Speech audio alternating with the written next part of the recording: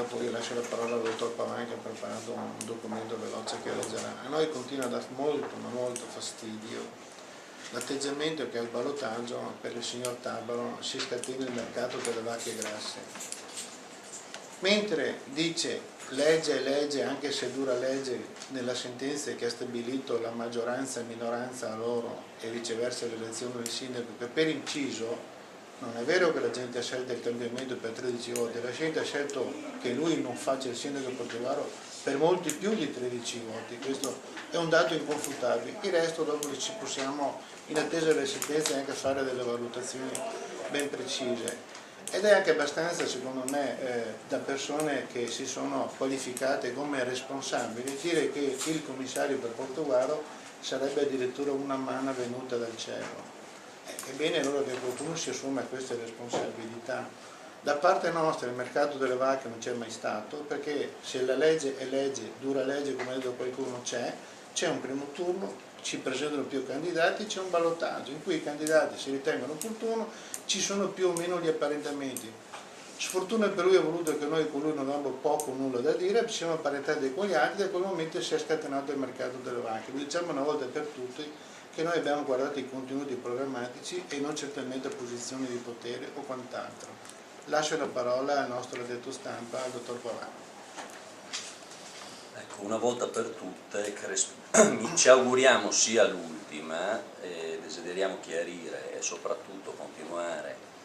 a manifestare quella che è stata non la volontà esclusiva della lista, ma di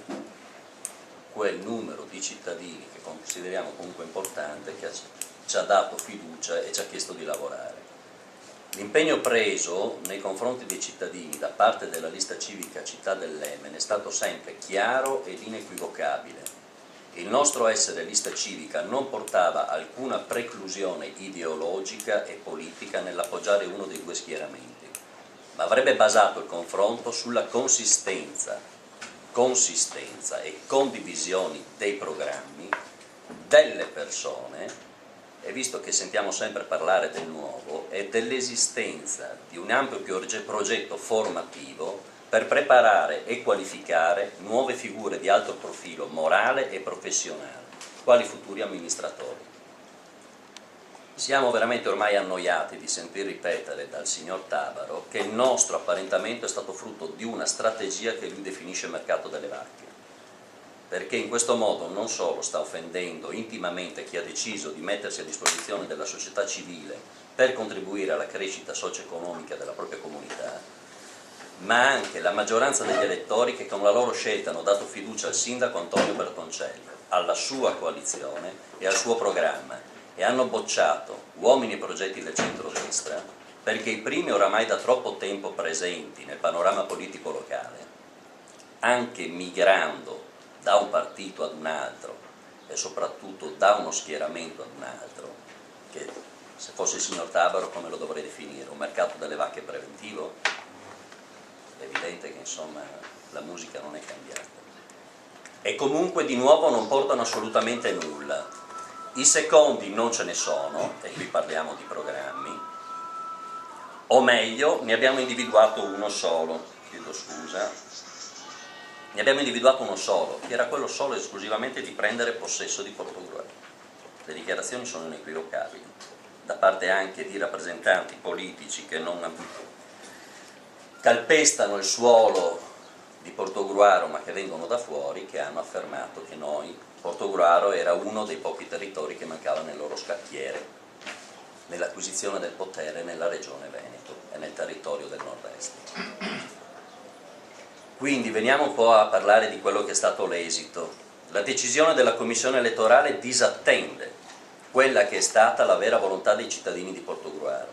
che hanno visto nell'integrazione della lista civica Città dell'Emene e di rifondazione la costituzione di un gruppo coeso e radicato su tutto il territorio, in grado di realizzare e soddisfare le loro aspettative. E proprio in virtù della forza che ci dà il consenso popolare saremo in ogni caso la loro voce forte e distinta, affinché tale volontà sia rispettata. Se ci sarà il Consiglio Comunale del 13 luglio non un atto di coraggio, ma la responsabile decisione di rispettare la volontà popolare da parte del centrodestra nel dare fiducia alla nuova giunta, l'impegno di tutti sarà quello di mantenere le promesse fatte ai cittadini, non le promesse che qualcuno dice sono state fatte sotto banco, o false promesse. Se invece vorranno far valere la forza dei numeri per il solo gusto di esercitare un potere che non gli è stato conferito dai cittadini, ma da una libera interpretazione della legge elettorale e consegnare la città ad un commissario che delle necessità di Portogruaro non solo non sa nulla, ma non ha neanche il potere di soddisfarle, sappiamo che ci presenteremo alle prossime elezioni più forti e più decisi di prima a difendere gli interessi del nostro territorio e dei nostri cittadini, i quali hanno compreso che la nostra coalizione è l'unica che può garantire un futuro a Portogruaro, perché siamo Portogruaro e al suo sviluppo abbiamo deciso di mettere a disposizione il nostro tempo, le nostre professionalità ed il nostro entusiasmo. Ci chiederete quali obiettivi, se invece verrà ribaltato il giudizio del giudice monocratico e potremo quindi governare per i prossimi 5 anni in maniera stabile. Beh, la difficile congiuntura economica che stiamo vivendo porta in primo piano la necessità di sviluppare una serie di strumenti innovativi a difesa del tessuto economico e produttivo del territorio e a costituire sistemi di sostegno per le famiglie che versano una situazione economica difficile. Ci sono poi da proseguire e startare tutte le opere pubbliche previste per lo sviluppo armonico del territorio, sviluppare e portare a compimento tutte le iniziative per i giovani presenti nel programma relative a istruzione, formazione e tempo libero, iniziative a sostegno degli anziani, armonizzare la spesa pubblica per rientrare nel patto di stabilità, proseguire nel progetto di miglioramento della mobilità fra le frazioni e il centro cittadino, valorizzare le professionalità degli uffici pubblici, che vi garantisco non mancano, per migliorare i servizi al cittadino. Tutto questo richiederà grande impegno non solo da parte di chi ci rappresenterà in giunta in Consiglio Comunale, ma anche da coloro che hanno deciso di far parte di questo grande team e di tutte le associazioni di categoria presenti nel territorio, delle imprese e di ogni singolo cittadino la cui soddisfazione e benessere è il vero filo conduttore del nostro programma.